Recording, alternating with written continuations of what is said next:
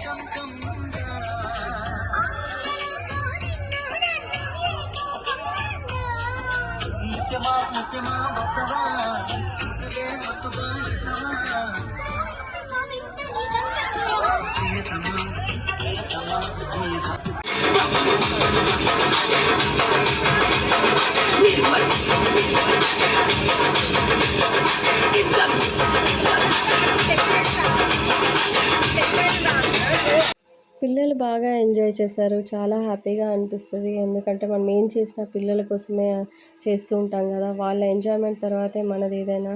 So, ఇంకా evening ఇవి animals వచ్చేసి బయట తిరగడం అనేది చాలా అరుదు అంట. నిజంగా మేము లక్కీ అని లక్కీ అనిపిస్తది.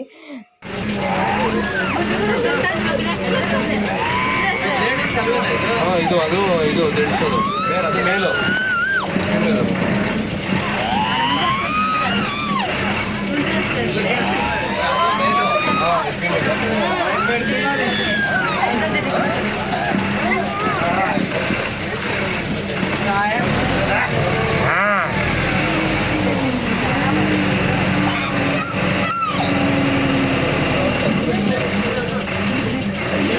నిజంగా ఇలాంటి కమ్యూనిటీ గనక లేకపోయుంటే, లేకపోతే ఇలాంటి బీఎంఎస్ ఆర్గనైజేషన్ గనక లేకపోయుంటే, నిజంగా ఇంత మంచి ఆపర్చునిటీ అంటే ట్రైనింగ్‌తో పాటు ఎంజాయ్‌మెంట్ అనేది నిజంగా పాసిబుల్ అయ్యేదైతే కాదు. సో, నిజంగా ఎవరైతే అందరు లీడర్స్‌కి అందరికీ thank you so much and thank you universe. So, ఇలాగే మేము ఎంజాయ్ చేస్తూ ఉండాలి. హెల్ప్ చేస్తూ ఉండాలి.